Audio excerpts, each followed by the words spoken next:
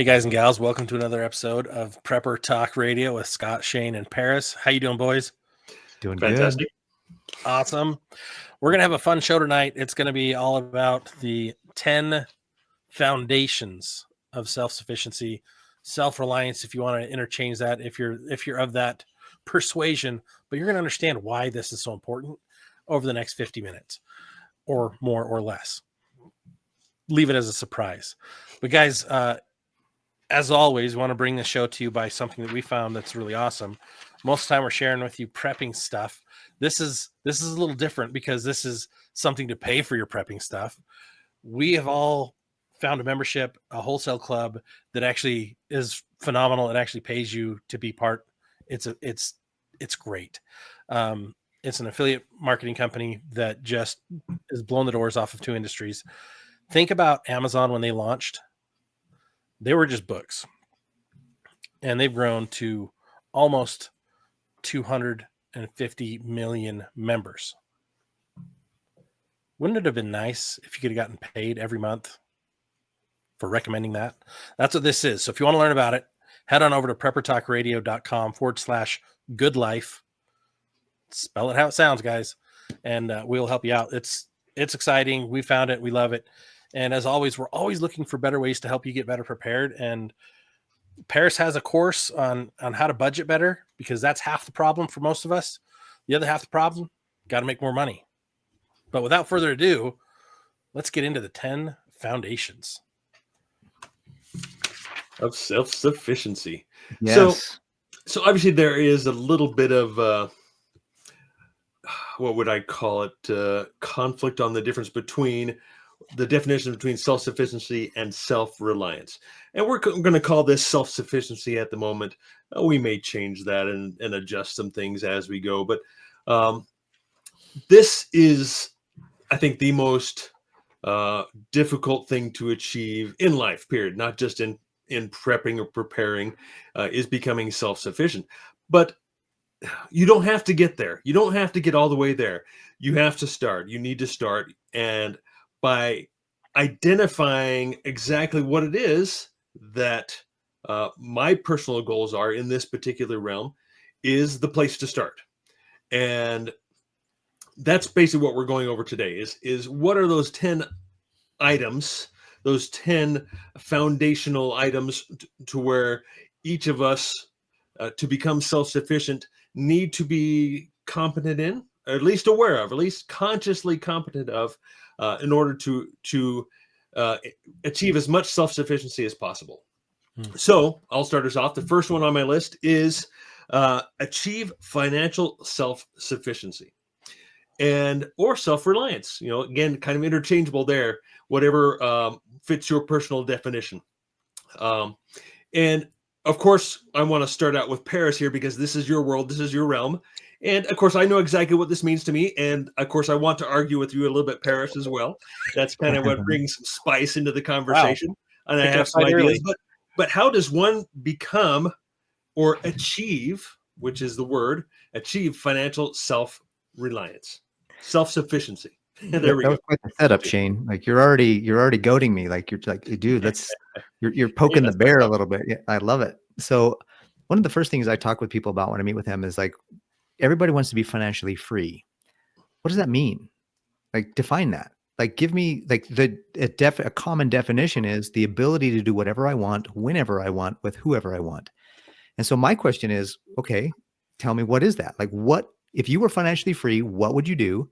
Who would you do it with? And when would you do it? Like, let's get into that's like saying, I want to save a lot of money. Well, what does that mean? Like, what's a lot of money? You got to say, I want to save $5,000 by June 1st. Okay. Now we have something to go with. So financial freedom is too nebulous I agree that we should get to the point where we can be work optional, where we can say, F you to, the F you money kind of stuff, where you can make decisions on where you work because you are bringing value. And if they're going to change the rules and make you change your morals and ethics to continue to work there, you can say, I'm out. So that's to me, I think another definition would be like, let's find where you're going to go and let's find out where you are and then help you get there. So in these pillars, in these foundations, whether it's the financial one or if it's the one where we talk about, being able to produce your own food, find out what you want to achieve. What's the goal? What's the end result? Begin with the end in mind. What's the exit strategy? What's the end? And then where are you now? And then start a course toward it. And I like what you said, Shane, that, can we ever attain self-sufficiency? That's one of those questions. That's like the question, right? Can you ever really attain self-sufficiency? So how about this? How about our goal? And I'm just putting this on the guys right now for the first time, but I think they'll agree with it. Our goal as a Prepper Talk Radio is to put you on an undeviating course towards self-sufficiency. It might take you 5 years, 10 years, 20 years. We might not do the podcast by the time the podcast might have been dead. We might be dead by the time you actually achieve it. But if you get yourself, if we can help you put yourself and our own selves on an undeviating course towards self-sufficiency or self-reliance in all areas, I think that would be ideal. Yeah, we could take the entire hour just to talk about this topic. So let's try and skim this really quick, then move on to the next. Yeah. We could definitely do further deep dives into each one of these in future episodes. Podcast on each one of them. Yeah. Yeah. For me though, like financial self-sufficiency is, I'm not worried about my bills. I'm not worried about my mortgage. I'm not worried about buying food at the grocery store, because I have my personal goal is I won't have a mortgage. I'll still have taxes and utilities, right? But my goal is to not have a mortgage and to have a 6-month supply of cash on hand, quote unquote, right? Whether that's in gold, whether that's money in the bank and money market account, something that's somewhat liquid that I can get to minimum. Yeah. And a stable income wherever I have that coming in from, right? But if I'm not constantly putting money away on top of that, or in gold and silver, right? Then I haven't met that for myself. But that's my benchmark, right? Okay. Yeah, absolutely. And this is obviously going to be different for everybody. And where I'm going to have my own little twist here is that, and it kind of goes along with all 10 of these items, is that achieving self-sufficiency is very basic, right? And so for achieving my own personal level of financial self-sufficiency means no counterparty risk. And so this is where I'm going off from where maybe you, Scott, or Parrish would go with financial self-sufficiency. Define counterparty risk, though. Counterparty risk, anything that I don't hold myself, right? Anything that someone else could default on, whether it be an equity or a bond, or however unlikely that may be, or however low the risk might be, is to really eliminate all that risk, or as much risk as possible for myself. So that's my personal path on achieving my own financial self-sufficiency, which, like I said, is going to be different for everybody else. And it really, for me, it's what end do I have in view? And for me, my end in view is my retirement. I like to call that my graduation, and how I'm going to live after the traditional job, right? The traditional 9 to 5, like you say, personal financial freedom, to where I don't need that daily income, or we talk about, or you have income that's coming from a different source that you don't have to be 9 to 5. Right. Well, and that could be part of it, and it could be even more, I think, extreme than that is kind of what I'm leading towards. Although that's even more complex to get there as well. So I'll shut up and Well, let me just make a last comment on self-sufficiency and self-reliance. If your boss fired you, and if your boss walked in and said, "Hey, we're downsizing, we're going to let people go," and you have a panic attack, you are not anywhere near self-sufficient. Yeah. If your boss walks in and says, "Hey, we're downsizing, we're letting people go," and you're like, "Oh, well, that sucks, but I got resources. I can move to the next job real quickly. I have cash on hand to keep my family. I got food in my pantry." That at least get to that point. At least get to that point, because the statistics are that you're going to get downsized, right-sized, moving in a different direction a few times in your life potentially. So yeah.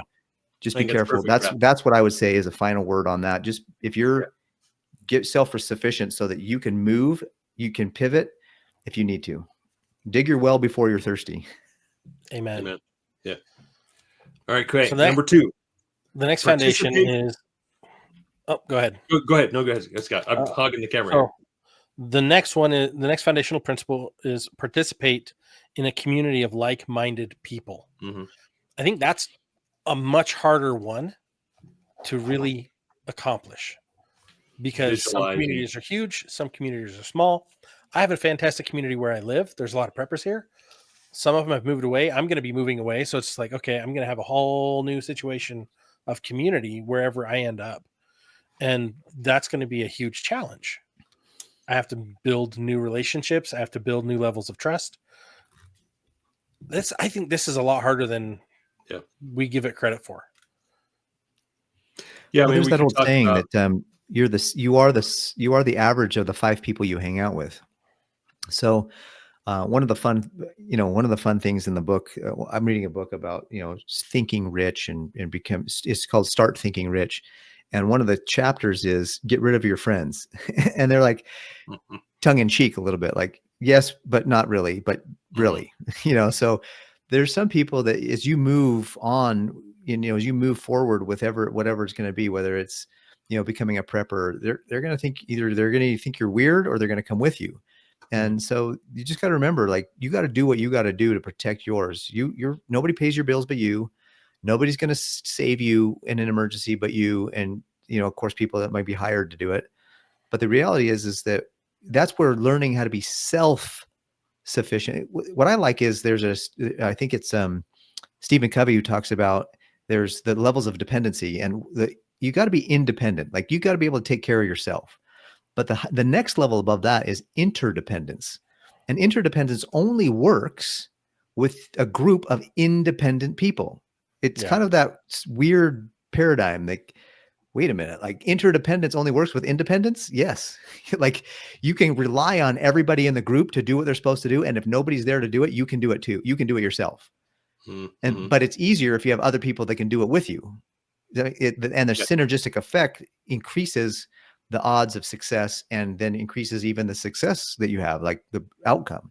So that's one of the things that I think is important about having a community around you of independent, self-reliant, self-sufficient individuals that you're working together with and coordinating synergistically to create something even better. Yeah, and the word like-minded is, I think, very specific to, because obviously I can refer to family, I could refer to my my church group, my immediate neighborhood, the people on my block, and I guess referring to family, are we like-minded? Yeah, sure, absolutely. But are we like-minded in the aspects of preparing, of prepping, of self-reliance? No, not really. No, that's kind of dad's job, right? Do they support me in my role? Yeah, absolutely. But I think it reaches out a little bit further. It should reach out a little bit further than that, like with the 3 of us, with our online community, those types of individuals who resonate. We have the same frequency. We're on the same, we could use a lot of words, the same path, who we can share ideas and thoughts, which is easy to do obviously online and hard to do in person. So I think both aspects are going to be important, but obviously one is going to be more difficult than the other, or maybe both just as difficult. But I think if we want to split it up into those 2 different aspects of, say, our online life, because obviously it's a lot easier to connect with more specifically like-minded people. It's easier because you can reach out to more people than in my own personal life, where people think I'm weird and extreme, right? And extremely weird. extremely weird sometimes. So, I mean, that's something just to think about. I love you guys. I think as we talk about this, I'm like, there's in the physical locale of a community, right? In my mind, one of the best examples would be like the Amish, right? Mhm. They are completely efficient in doing everything themselves. Then they also have their community to reinforce their traditions, to reinforce their security, to reinforce and to help, right, to serve and to be served.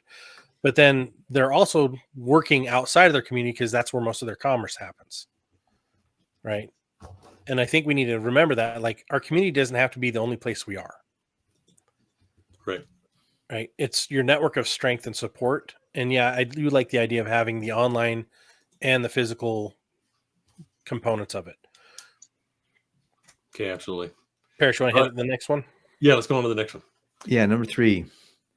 I actually had it up here a minute ago, and then I Go ahead, Parrish. Yeah. lost it. There it is. Okay. So the third foundation of self-sufficiency / reliance is having a supply of clean water. And I'll just amend this to a sustainable supply of clean water. So you Mhm. want to have a stash, in my opinion, you want to have a stash of water, and then you want to have a way, because as soon as that stash runs out, you got to refill it. So you got to go. So looking for and having either just pulling. There's ways to pull water out of the air with fancy techniques, and then there's rivers and streams and ponds and lakes. So what you got to water filters. So to me, it's not just having a supply or a stash of water, but the word supply in this sense, I think, is a continuous Yeah. supply. Like have a chunk of water, if you will, and then have a supply so that when it starts to drain, you can refill it. Does that make sense? Is that true? Is that what you guys are thinking too? Yeah, absolutely. Yeah, that was going to be my addition as well. Is to know how to get more, know where to get Yeah. more, and that's not the easiest thing for some people. Water is very plentiful, abundant. Here in the West, we are the second driest state in the nation, and water is a long ways away, and it's heavy, and it's not always drinkable, and you need to put together a plan. Exactly like you say, Paris, it needs to be. You can store. Basically my plan is to have a month worth of water stored, 2 gallons per person per day, at my home, and then to plan how to get more. Mhm. And that is one of the most difficult things for me in my particular location. And hopefully it's easy for, if you have your own well, if you've got a river or stream nearby, and then just have the means to purify and filter and so forth. So, And I love the idea of this is how we've done it. We have maps with local springs on them, mhm, and we have ways to port water from those springs to our home. We also have roof catchment, right? And so you've got to think about all those things. Like what are we going to do specifically to be able to refill our water supply and purify? I think the most underrated skill that we talk about is how to build your own purification system. How to do that either via filtration or through a I just lost it. The evaporative Distillation. technologies, distillation, right? You can do a number of different things, but if you don't have a way to do that or to build your own and service what you have, then that limits your fresh water supply. So Mhm. as you guys are thinking about this, listening in, right? What is your solution and what's your backup to your solution, and how can you fix or build a new solution? And I think the same thing, or very similar, goes for the next one. Number 4 is produce your own food. Well, That obviously even takes 5 time. kind of fits in. 4 and 5 kind of, they're Yeah, different, but they're similar. Go ahead. Sorry. yeah, no, absolutely. They both take skills and Mhm. tools, and that's also further down this list, which we'll get into as well, which will relate back. So they call kind of go around the circle, come full circle on this whole list. Is that it takes time and skills and tools and means in order to have a garden. You got to have a place. You got to have good soil, and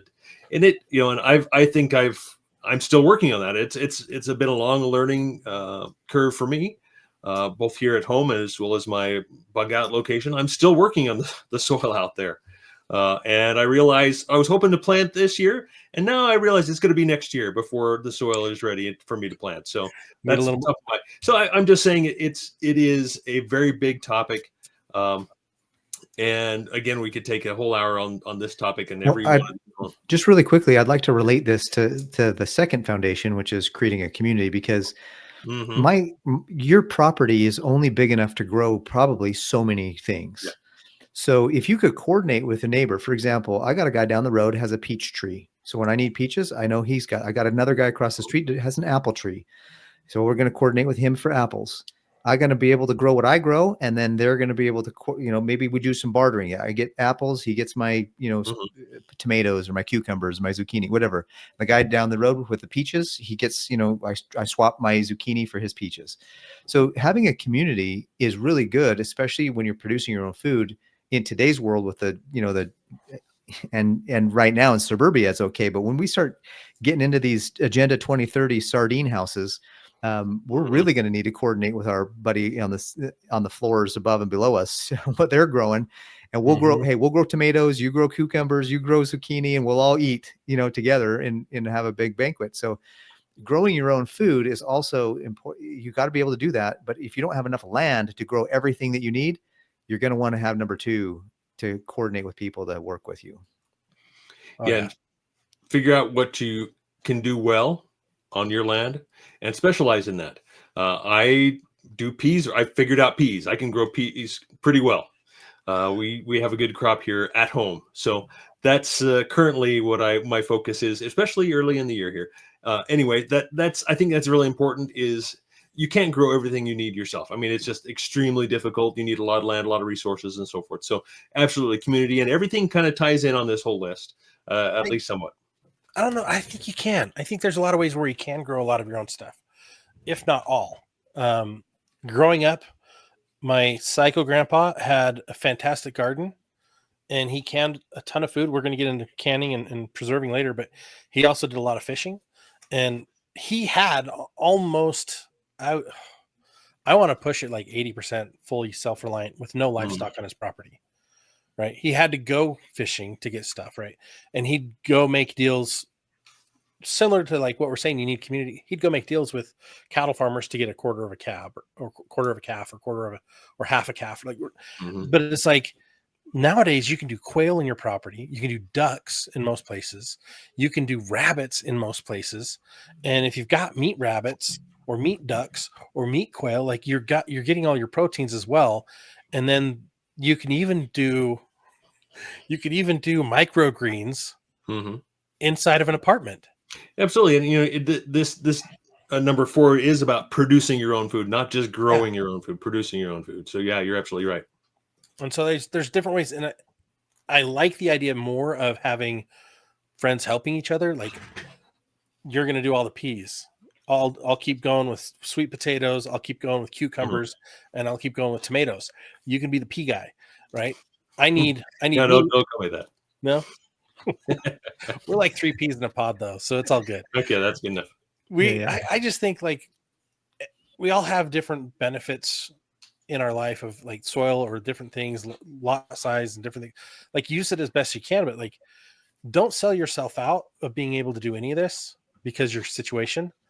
Get creative because you might be able to solve something in a tiny space that you're in. Mhm. And yeah, maybe also take the approach to where I'm set a goal for yourself. I'm going to try and produce 10% of my own food or everything I eat myself this year, this season, Mm-hmm. or 20% or whatever works for you, and then see how hard that is and go from there. I watched a documentary 2 weeks ago about this lady in Scandinavia. I can't remember where she was now. It was a northwestern Europe. She would go and plant fruit trees in every open lot Mm-hmm. that she could find, and along every parkway path through parks and fields and stuff. She's like, I would plant stuff and I would use only local seeds. And so now there's like food growing all over her village That's that she's awesome. planted over the last 15 years. And she's like, I'll harvest what I need, but everyone's just harvesting what they need from these things. And they let the land produce it. So like, get creative, people. Yeah, food forest. Food forest. Love that Yeah. idea. All All right. right, moving Which on. leads right into number 5. Yep. Go for it, Paris. So number 5 is hunt, fish, and or forage for food. which, you know, if you've read any of these books on the, you know, 1 Second After, or some of these others, that Going Home, you'll realize that, you know, hunting and fishing is probably a little bit more sustainable than hunting, but hunting at some point, you're going to have to really, I mean, if everybody wants to hunt, you're going to run out of lives. You're going to run out of animals. If it's a long-term SHTF. And so you're going to want to learn to fish and forage for sure, and above and beyond what you're not able to get from your own production. So fishing for sure. I heard something the other day that I really liked. And one of the things I like about it's the mentality of the fisherman. The fisherman at a pond, you know, a greedy fisherman would get every fish and pull it all out, and then they'd have every fish, and then they have to store it. But a wise fisherman knows that if he leaves fish in the pond for tomorrow, he'll be able to eat, he'll catch what he needs today and then leave the fish in the pond for tomorrow, and he'll be able to come back tomorrow and have food every day. And it's like, it's kind of the adage of the goose with the golden egg. Don't kill the goose to get to the golden eggs. Just let the goose do its thing, and every day you'll have a golden egg. And so that's something to me when it comes to fishing, foraging. Don't be a glutton when you do get into the wilderness. Take what you need and leave the rest for tomorrow, or for the next person who needs to. Yeah, I like that. And don't take, like, seriously, like, don't over or undervalue the abundance of small squirrels, chipmunks. Like, small game is much more abundant and readily available than trying to find a buck. That's true. Right? Don't forget the little guys. I mean, yeah, it's going to be a lot of work no matter what you find, but it's good to have a protein here and there. Okay, number 6. Yes, sir. Equip yourself with the right tools. I love this. I think this is where you like things like a prepper library or preparer library, survival library, like skills books, but like learning the skills as well. Like, don't just have the library and never look at it. We talk about library all the time, but it's just like having the skills and continually equipping yourself with more skills, I think, is one of the most underrated, most necessary things that all of us need to be doing. That's number 8. You're jumping ahead a little bit. That's number 8. Jump ahead. Yeah. So 6, you're right. 6 is tools, 8 is skills, and they're interrelated. Absolutely. Yeah, those are different. Yeah. You can't really practice a lot of these skills without tools. So maybe skills should be for higher up on the list and tools later, or probably doesn't. We didn't prioritize it. We're not prioritizing it. We're just saying what they are. So yeah, right. Sorry. Yes. Sorry, this is and not necessarily priorities. You really have to have a basis of skills before you really even know what tools you need. And to give you a simple example, I've started working on my own vehicles again. I used to do that in my younger age, got tired of it, and I realized, you know, especially after starting back up again working on my vehicles, I didn't have the greatest tools. I didn't really have the right tools, and it made it difficult, made it not enjoyable. And now that I have more means to be able to have the right tools, and I've got the space and more of the time to do it, that I'm getting into this and like, hey, this is not as bad as I remember it. Trying to do some of my own maintenance and changing shocks and brakes and those types of things, which I left to the professionals, air quotes, for the past decade or more. You know, even the last 2 decades, I haven't really touched my own vehicles. But now I've decided, you know, with potentially what's happening with tariffs and so on and so forth, I need to get those tools to where I can do myself. I can teach my son and others, and be also a help to others as well when if that time comes, that I have those tools. And I've mentioned this before, is I'm the kind of guy that needs to have the tool wants to have the tool before I actually need it, instead of say, oh, this situation has come up, I need to go get this tool. What if I can't get it, or the delay in having the tool keeps me from solving that issue at that particular time, if that makes any sense. So for me, tools are very important, and that's been one of my focuses lately is, okay, what else can I do to get the tools that I need to be more self-reliant? Well, it's the simplest of, if you want to chop down a tree, you need an axe. And if you want to saw it down, you got to saw it. And in both cases, you need a way to sharpen your saw and sharpen your axe. Yep. Right. You've got to be able to maintain the tools you have. And the other part of it too is like, you don't have to have all the tools, but try to. I've got a neighbor who's got all the tools. Which is nice. Right. He's way smarter than I am. He's an And he's engineer. probably more than happy to lend them to you. And he's always like, he sees me working on my car and he's like, hey, I got a better tool for that. And I'm like, bring it on. Mm-hmm. And I can do the job in half the time. He's like, you want my pneumatics? I'm like, please, sir. Right.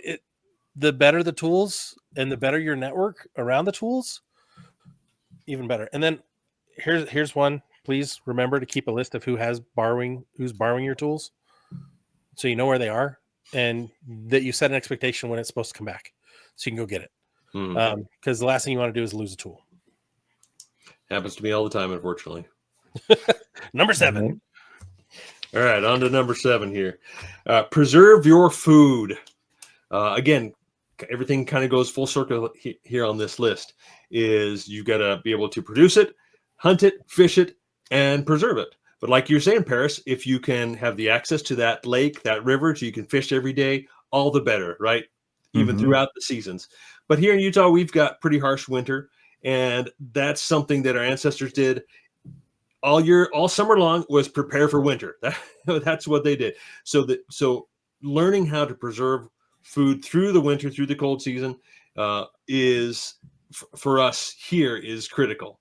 And fortunately, we have a lot of technology. Again, you kind of need the tools to do this. You've got to have a way to dehydrate. And what you can do with the sun, you don't necessarily need to have a dehydrator, but you've got to have some tools, some means. Canning supplies, pickling supplies, and so on and so forth. Smoking or however you like to preserve meats or such. Salt and such.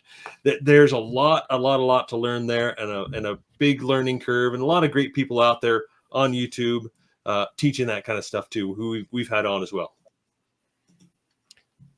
Yeah, I was surprised what you can actually do to what kind of food you can preserve. You can pretty much preserve everything. Yeah.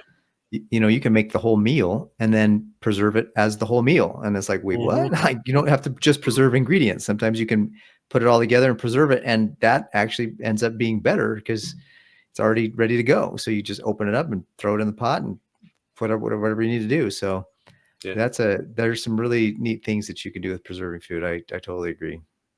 We've got traditional water bath canner. We've got a pressure canner now. We've got a dehydrator, and we even have a freeze dryer that is a shared asset. But it's funny because we just had a big potluck the other night, and we all brought so much because we expected twice as many people. We all brought so much that my brother-in-law was like, dude, just leave it all here. I'm going to freeze dry all this, and I'll bring kits over. I'm like, done and done. Well, this is going to save everybody a bunch of time. And it's like, and we will have tasty lamb and a whole bunch of other Greek foods ready to go from our little Greek festival. Like, that's the beauty of preserving your own food, is now you're not waiting to figure out if the food you bought is going to be worthwhile or not. You're going to be eating the recipes you know and love. And that's so much better. Right. And it's better for your health as well. Can get you away from processed foods, which is becoming more and more of a hot topic, getting away from the dyes and the food colorings, which are now on the FDA banned list, and some of those dyes. Of course, it's not going far enough. But if you can produce and preserve your own food, your health is going to be far better as well. So a lot of benefits. Yeah.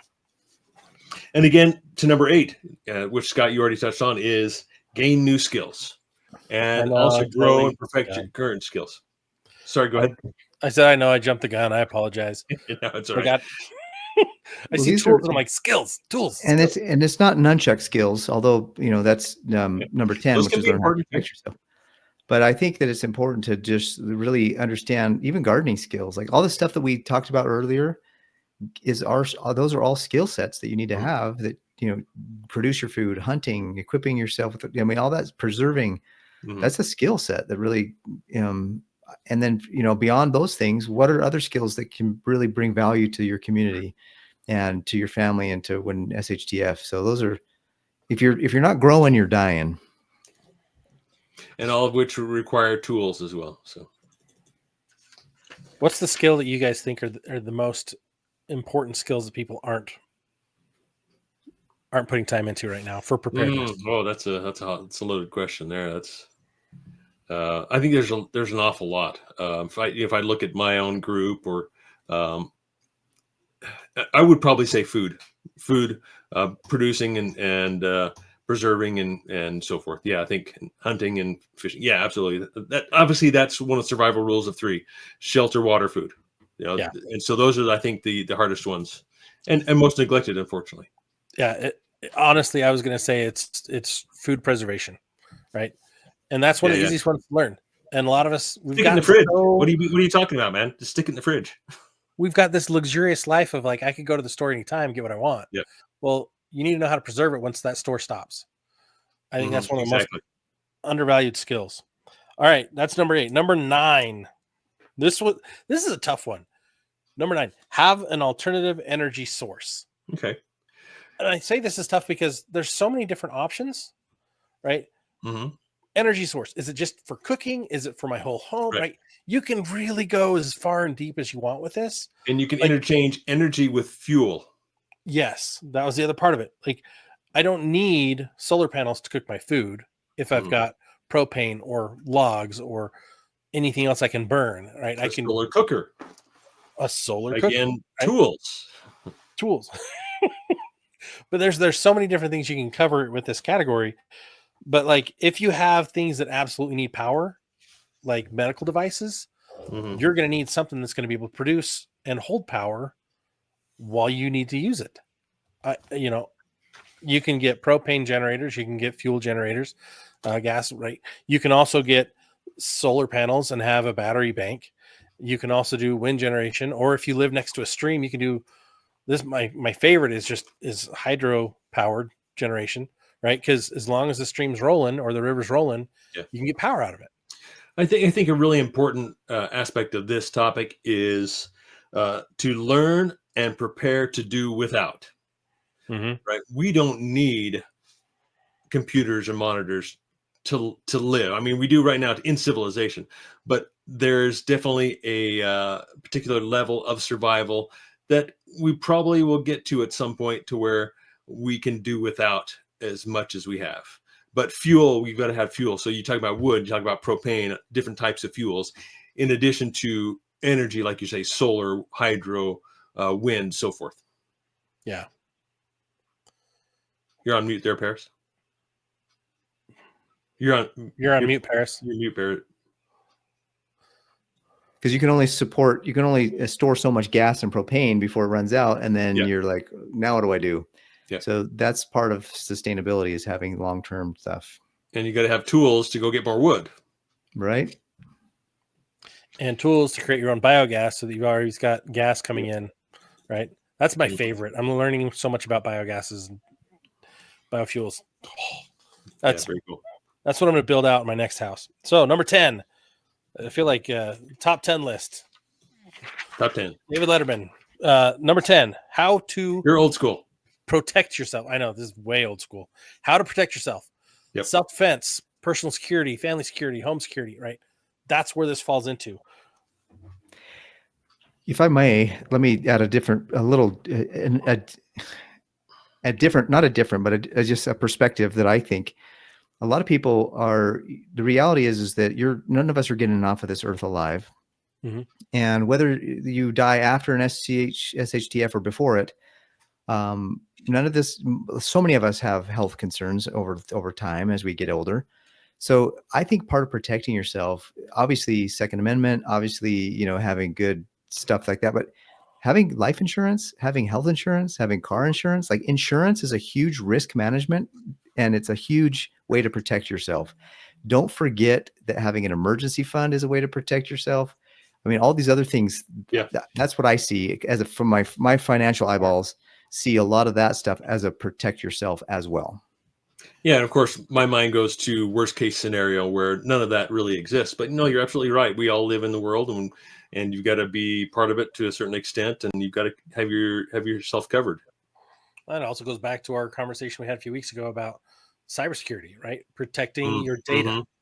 Until your data doesn't matter anymore, you've got to protect it. And so you can't go around shooting anybody on social media that you want, through your screen, because that doesn't work. But you've got to protect your data. You got to protect your privacy. And that's OPSEC, right? But yeah, I really agree. Like having insurance, the right insurances for the daily hiccups, the daily disasters, that solves a ton of problems. And all this can solve your daily problems as well.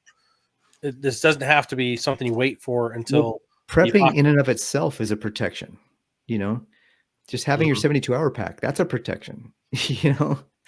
Like, what are you trying to protect against? Figure out all the things that you're protecting your family against and start one by one to just go out and do those things. 72-hour kit protects against loss when you have a fire, you grab and go bag. Having guns protect when somebody attacks you. Having a life insurance protects if you die early. Having savings accounts and investments protects if you live a long life. What do you don't want to run out of money. You know what I mean? Like there's so many things. Just pick fire extinguisher. Yeah. Yeah. I have 2 or 3 different rooms because you don't have one on one end of the house and the other on the other end of the house. But I think also an important part of this is fitness, right? Being able to physically defend yourself, having some type of martial arts training or fighting skills and so forth. I think is absolutely an important part of this as well. Being well-rounded in all things, right? Being having that level of fitness to be able to run or sprint or swim. Amen to that. Any final concluding thoughts before we wrap up this exciting episode of Prepper Talk Radio? Way too many. So I'll just end here. Way too many. Yep. So guys, this is the launch pad for these discussions. Hop into our group over at Emergency Prep and Self-Reliance over on Facebook and continue the conversation. We have a lot of fun in there. There's a lot of cool people that join that every week. And there's more than just us dropping nuggets of wisdom. In fact, I think I get more out of that group than I put into it. So I need to repent and do better. But guys, we've got a lot of fun stuff coming up. Make sure you guys stay tuned because we're going to do some giveaways when we hit episode 500, which is right around the corner. There's 500 or 400? Yeah, it's 500. 500, yeah. Yeah. My mind is blown. Guys, thanks for tuning in and not tuning out. Make sure you go hit up preppertalkradio.com/goodlife for some sweet money-making skills that we can share with you there. And until next time, stay ready-minded. See you next week. Take care, guys.